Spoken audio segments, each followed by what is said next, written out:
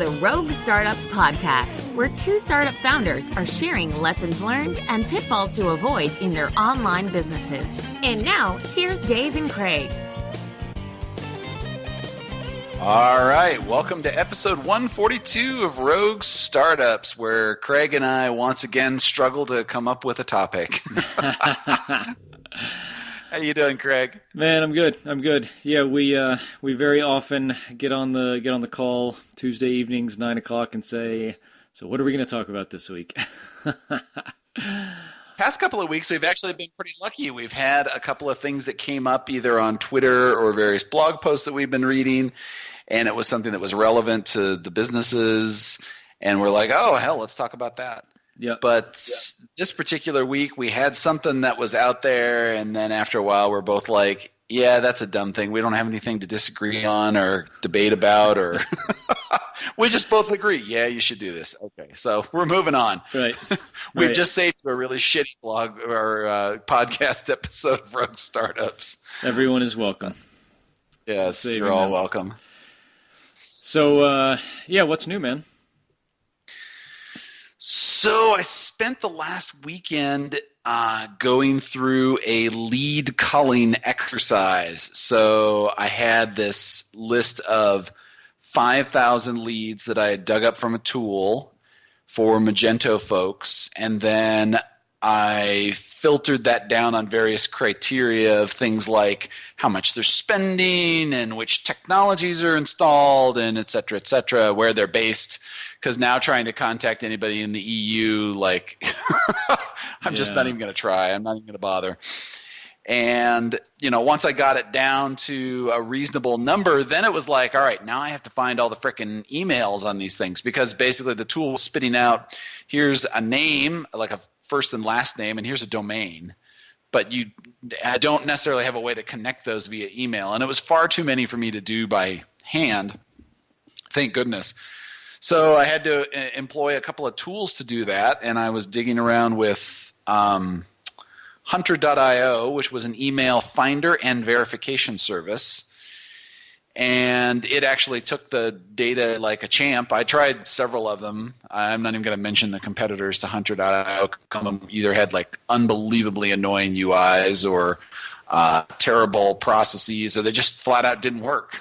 I tried one of them, and I'm like, it didn't even give me back an answer. I'm like, yeah, I kept saying I had, I was in a free trial and it said you've already used up all your requests. I hadn't actually done anything yet. I was like, okay, well, we're done here. So if you have an email verification service out there, please check it. Please, dear God, check it. Yes, but Hunter.io was the one that won, and got a lot of data out of it. Although, I was disappointed because not because of what Hunter did, it's just whatever it's using to source that data and coming up with stuff that it considers to be deliverable and verified and stuff like that. I mean, it really tore my list apart. Mm-hmm. The end result was I did not have 5,000 leads in and 5,000 emails out. It was significantly less, an order of magnitude less. Yeah. Did you get like 50% back or something like that? Oh, not even that high. Yeah. It was unbelievably low. And, part of it was me. I took out a lot of, there was like some of the companies that I was trying to contact would have like 10 contacts for this. And sometimes they would have like no titles for those people. So I'm like, I have no idea. I could be spamming an intern, or I could be talking to the CEO, or I could talk to somebody who's not even doing what I'm wanting to talk to them about. So it could be completely wrong. And so I said, all right, I'm just going to delete sites like those, and and that took it down. Didn't take down like 2,500 or anything like that, but it did take a lot of them out, 700 or so. And the end result was just trying to figure out what things are out there. And of course, Hunter gives you a 3 levels of deliverability. It says deliverable, risky, or undeliverable. Mm-hmm. So more than half of the emails that it kicked out from me were undeliverable. I'm like, that sucks. Yeah. But on the other hand, I'm saving myself a huge spam score down the line, right? Right. So, I haven't tested the emails yet. I have to write some email content and start a cold campaign. I haven't gotten a chance to that. We got back to school week this week with all the kids stuff. Every single night is one of our kids' back to school nights. Got them all racked, stacked, and packed. So ready to go. Nice. Yeah. So I know you did some cold email before for Recapture. How is this going to be different than before, you think? Not to put you on the spot. Yeah, well, I'll tell you, it's going to be very different. So before, what I did was, I'm trying to remember the exact details. So I think what I ended up doing is I started with some LinkedIn groups, and I used, there's a famous LinkedIn scraping browser extension, and I think it's called Scrape, SKRAPPE or something like that. Okay. And it basically allows you to pull out LinkedIn data, specifically email addresses, once you get it. So you basically go to a Facebook group, and then that Facebook group, you can pull out email addresses, and then from there you get a bunch of the Facebook group, you pull out a bunch of names, then you go to LinkedIn, you pull out the emails, and then I don't even think I went to the Facebook groups at that time. I think that was pre-Facebook group. I think it was just straight LinkedIn. Like I joined a bunch of LinkedIn Magento groups. And then I went to them, I downloaded all the emails, and I just started, spraying and praying. And boy, let me tell you, that sucked. That just didn't work. Had nothing. 0 new trials out of that. Absolutely fuck all. So that's bad. This one, I'm using a very different tool, which I will not identify at this point, but it allows me to actually pinpoint websites that have certain technologies or not certain technologies installed. Like it has very detailed profiles. So I verified this tool by going to my own website, and I looked at the technologies that it said. I looked at the customers that said were using my service, and the two lined up extremely accurately. So the detailed information that this thing has is pretty unbelievable, very high quality data. So knowing that I could at least trust it on my own site, I could then turn around and say, all right, well, what does it tell me about competitors? What does it tell me about other Magento websites that are out there and what they're using or not using? Yeah. And so I, was able to filter out, show me all the people that are at least spending some money on Magento right now. Because not everybody is. There's a certain percentage of the users that are spending nothing. Like that's not a good fit for my product. You got to pay to use it. Right. So I got that, and I filtered out those leads, and it generated a bunch of exports and cross-checked some stuff and ran it through the magic thrash machine, as my physics teacher used to say. And put it in your thrash machine and crank, I think is what he used to say every time we'd do calculations. It was very antiquated even back then, and God, it really sounds bad now. I apologize to everybody for bringing up that Midwestern anachronism there. I do it all the time because my parents are from the Midwest, but it always makes my wife roll her eyes. Anyway, but we put it all in there and got a bunch of data out. So now I'm ready to actually do something with it and see how good it is. So I'm hoping that I get a much higher hit rate on this. And of course, I've learned a lot about contacting and cold email and value propositions. So I have some pretty strong gut feeling, I guess, that this is going to be different, but we'll see. Yeah. One thing that I got a tip on recently about cold email is to contact the person on LinkedIn, and there's some tools you can use that automate this. One's called Phantom Buster. Contact the person on LinkedIn ahead of cold emailing them and try to connect with them or whatever. Just send a really kind of generic, hey, we'd love to connect to you and chat about, this on LinkedIn, and that kind of warms them up, and then cold email them. And from what people say, it really improves your kind of open and reply rate. So it might be worth giving it a try. Interesting. What did you say that tool was again? Phantom Buster. Phantom Phantom ghost. Buster. Yeah. I'll put it in the show notes for sure. This Ghostbuster would be totally copyrighted by Paramount Studios, and they'd come down and bust your ass. There you go. And how about yourself? So we are back in France now. We got back, we took the red-eye Friday night, so back on Saturday, and it's Tuesday now, and I'm just starting to feel like a human being again, not be just horribly jet-lagged. I don't know, I have a really hard time coming back this way, going east, because I don't sleep very well on the plane. So going west is no problem. It's just like a really long day.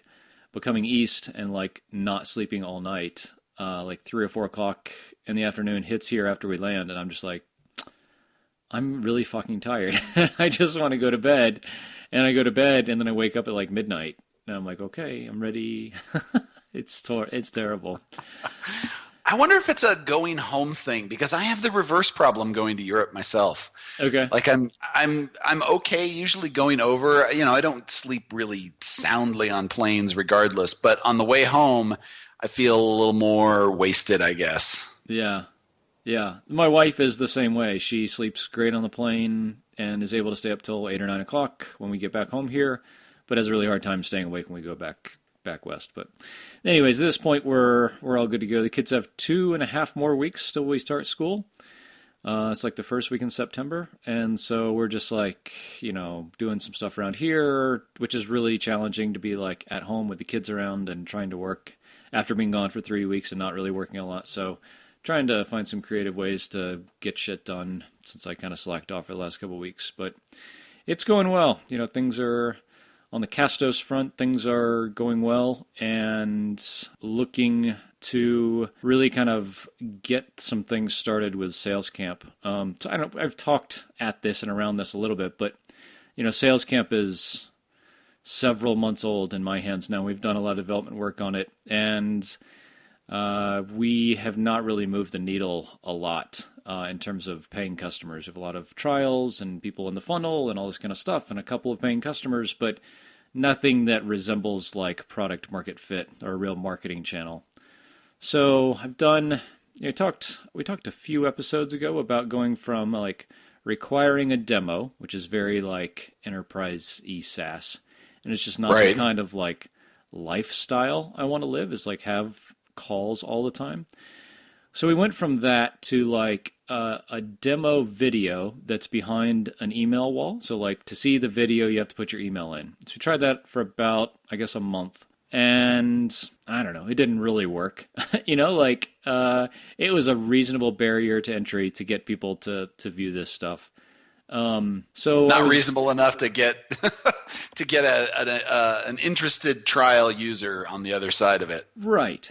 Yeah. So they're slightly more interested than just coming to the website, but not like very few of them converted to like a free trial. And we have like free trial without credit card on Sales Camp, so it's like no barrier to entry. So I was like, well, fuck it, let's just take that away and just have the call to action to be sort of free trial. And looking at some of our competitors, some of them do this and some of them are like old school, the only call to action is schedule a demo. Those are also the really established players in the industry and the ones that have like year contracts as their only payment option. So I'm like, no, let's go back to the like really open, sign up anytime you want, no credit card required, and like, hoping that I can have like a conversion rate of like 5% or something down the line. From free trial to paid. But this is a great segue. This might be my best segue ever, Dave. I'm bracing for it. Wait for it. Okay, I'm ready. Well, so Dave, you and I both run existing businesses in our plug-in businesses. For me, Serious Simple Podcasting and Castos, and for you, your 2 WordPress plugins that are freemium. And this past week in the ProfitWell blog, so Patrick Campbell of Price Intelligently /ProfitWell had a really big article / study they published on freemium versus free trial. And so everyone probably knows Patrick Campbell. It's like a really data-driven guy and always kind of looks at the data for all of this stuff. And so I guess for me, the kind of long and short of this is we're going to probably look at changing the model for Sales Camp to freemium versus just having a free trial as a customer acquisition channel and a marketing strategy to differentiate us from our competitors, because nobody else has freemium in, whatever I'd consider like our main competitors.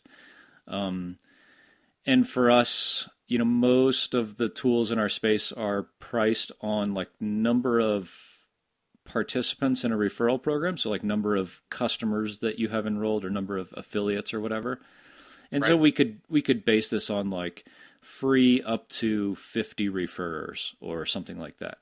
I think anybody who's really serious about rolling this kind of program out would probably test it with some people first. So it kind of makes sense with how you would get into an app. And then once they test it with their kind of core group of, strong customers or brand ambassadors or whatever, then they would release it to everybody, and then they would have to go up to a paid plan at that point.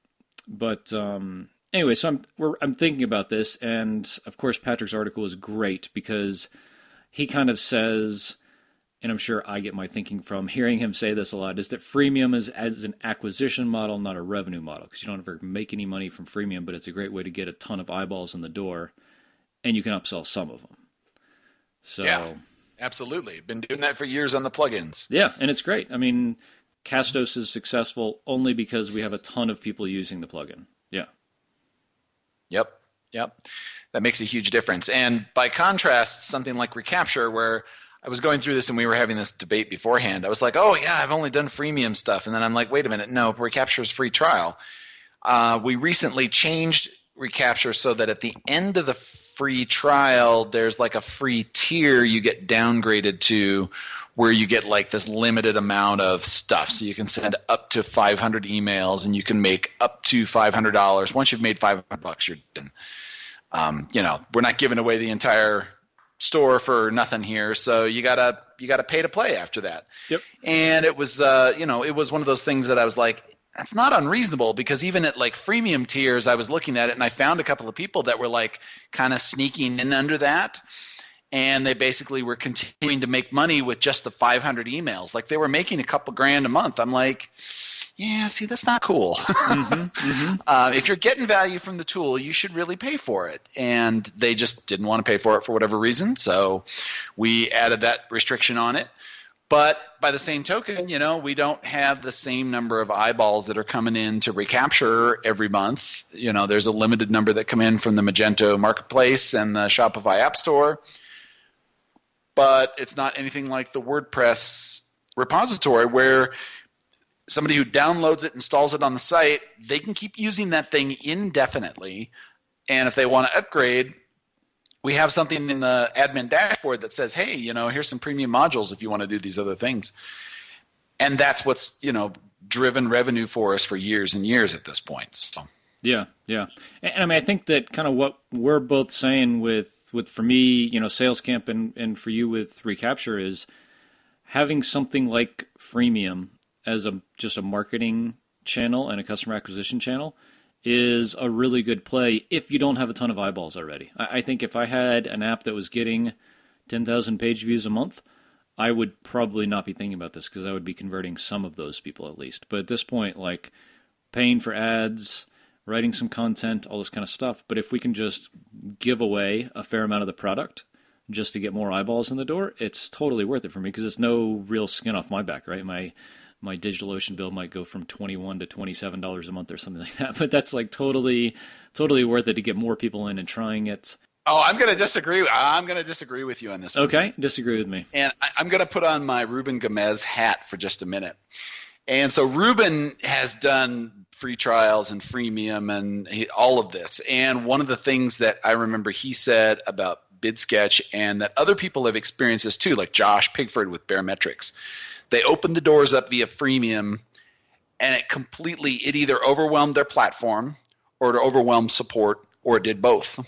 And it screwed them because none of these customers that are all banging on your doors or bringing your house down are paying for the things that you need to pay for in order to support them. So like for a flip example, Drip did not add freemium until much, much later in its cycle when they finally got acquired by Lead Pages and had the resources to scale the platform, add tier to support. So just getting more eyeballs in is great if you can manage those first two things, but I'm going to say that freemium can turn around and bite you in the ass if you do it at the wrong time or for the wrong reasons or get the wrong people in the door. I mean, it's great to have some eyeballs in there, but if none of those eyeballs are going to be whipping out their wallets because they're just looky-loos and your platform is meh, then you're wasting your time, you're wasting your money, you're wasting your energy, you're wasting a lot of stuff on them. So, freemium has its pluses and minuses for sure. Yeah, no, for sure. I mean, I definitely have heard kind of Josh's story before about freemium almost killing their business, and I totally get it. But I think, I mean, for me at this point, like, we have to do something different because what we're doing isn't working. And this is relatively easy to try, as opposed to like paying a bunch of money for ads or something that would be expensive and might not work. This might not work, and it's relatively free for me to do, or cheap for me to have our developer change how we onboard customers. Is not. No, I was just going for the joke that this is relatively free to turn it into freemium. Right, there you go. Come on, we're the masters. I mean, we're both dads, so dad jokes are pretty standard. I can't believe you just blew past and let that one go. For all the other dads in the audience out there, I apologize for Craig's lack of dad jokeness here. He's a little off. So. There you go. But yeah, I mean, it's tough. I mean, how many times do we say this? There's no one-size-fits-all solution, and this is certainly one case. Like right now, I would not open up Recapture to freemium. I think that would be the wrong approach, if only because, like I said, there were some people that were just coming in, and basically, if you can get the milk for free, why pay for the cow? And I've seen customers do that, so I'm like, I kind of need you to pay for it, like I need to grow. I need to make this platform bigger. I need to make it better. I need to be able to hire a full-time developer and keep them around for more than a few months at a time. So this kind of stuff, I'm not going to get that unless I do growth. So I would not do freemium for Recapture at this point. So yeah, and totally fair. I mean, I think we may try it. I'm thinking about it for sure. If I don't come up with a better customer acquisition strategy that I can test relatively quickly and easily, then we'll probably try it. Just because we'll try it for a month and see if we get a bunch of customers. If we don't, then we'll see. But, going back to the article a little bit, I think it's good for people who are considering it or have considered it, because Patrick has like 3 or 4 kind of points in here, all on the pro side of the freemium model. And the first is that it increases retention by like 10% over a free trial. So looking at like reducing churn, Patrick saw in like, what was the sample size? Like 55,000 customers or something? Yeah, like 1,000 different businesses and 50,000 various subscriptions in there. So not a small data set by any stretch of the imagination. But overall, those that were on free trials, those that were on a freemium plan had 10% better net retention than those that were just doing a free trial. Yeah. So you might think, duh, of course, if I'm not paying for the tool, of course I'm going to stick around and use it. But as a retention thing, like if you look at it from a standpoint of how long are they using my tool and how many opportunities do I have to interact with them to try to upsell them. With free trial, it's very limited. You got a couple of weeks, 30 days, whatever it is. After that, you might try to bring them back, but their attention is no longer on your tool. It's not in your court. You got to go and pull it back, and that's hard. Mm-hmm. I've tried to do it with Recapture, and it's not an easy thing to do. When people have moved on, they've generally moved on. But if they're still on the platform using it in a freemium fashion, hey, guess what? You can go back and say, hey, look, I see you're still using XYZ tool. How'd you like to upgrade? And, you can just keep doing that every 2 months, Mm-hmm. New every feature 2 months. Whatever. Yep. Right. Hey, look, I've got a new feature. Hey, look, we've added this. Hey, look, we've changed the UI. Hey, look, we hired a support person. Hey, look, you can just keep blasting them ad infinitum. And eventually maybe they'll be like, you know what? I'm using this. Maybe I should upgrade and pay. So they stick around for 10% longer than people are on a free plan. So you get, if you get 30 days, I guess you get an extra 3 days to really talk to them.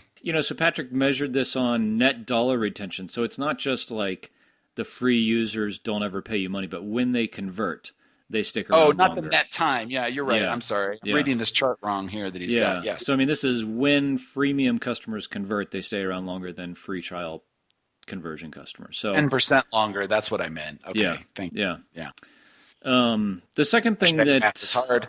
No, it's late here. It's like 9:30 here. It's like 2 o'clock your time. You got to get on it, man. I've got no excuses. Yeah. The second thing that Patrick looked at was NPS, and this is something I think, Dave, neither of us have looked at with our customers, but I would love to measure this sometime. And they saw a freemium 70% higher NPS score than free trial. So I mean that's huge. And I think this is probably the same kind of thing that, like, with freemium, the customers just have such a longer time to get to know you and your tool, and when they convert, they're really going to be sold.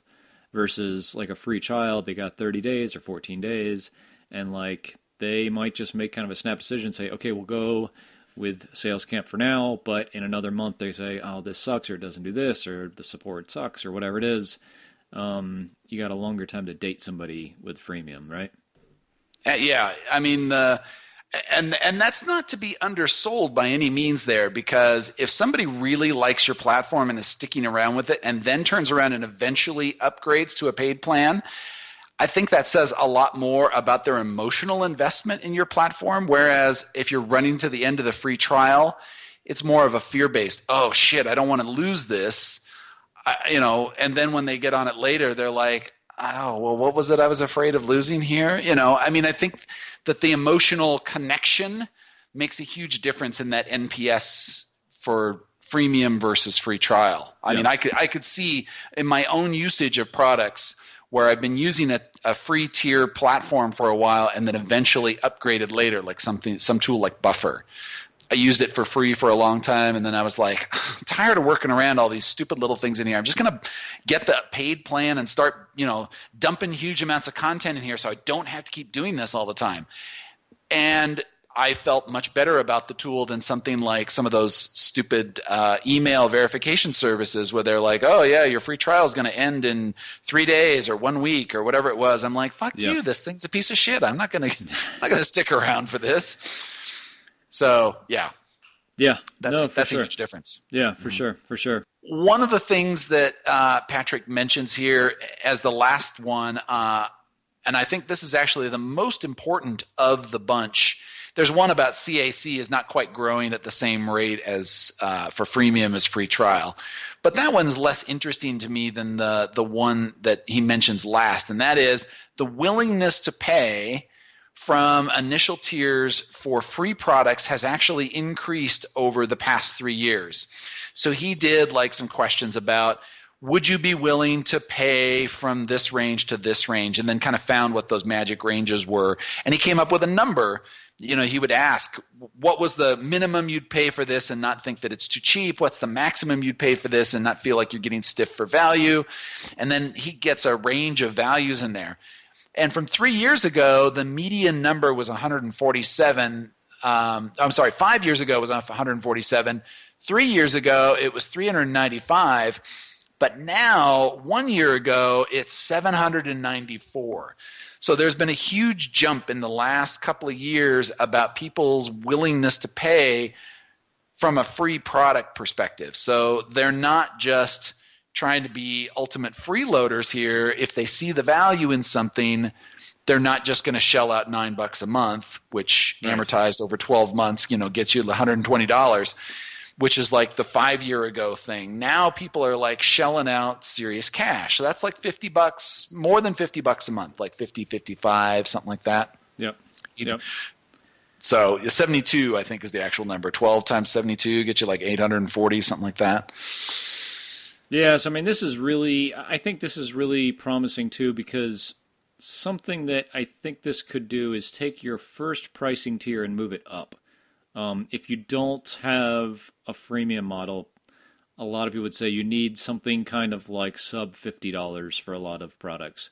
But I think if you go freemium, once you get past the freemium mark, whatever it is, like for us, 25 refers, to say the first plan is $100 is not like totally out of whack. Because I mean, if somebody has more than 25 refers and they're sending people to their business, chances of that making like a decent impact on that company's top line or whatever is good, to where them spending $100 is a no-brainer. They're already integrated with the website, the tool is in place, they're sending new business. $100 is like a no-brainer. And I guess I contrast this with like our existing 14-day trial. People come in, probably aren't, well, I know most of all of them are not getting this set up on their site. They're not seeing the value. And then we're telling them, hey, your trial is going to end. They haven't put any credit card information down. There's nothing on the line for them. So the incentive for them to convert is like really low. So I don't know, maybe we have, I'm kind of thinking it aloud here, maybe our trial is too short right now. That might be part of it. And that might be an interim step I could take, is make it a 30-day trial. So that, because you do have to kind of integrate our tool into your website.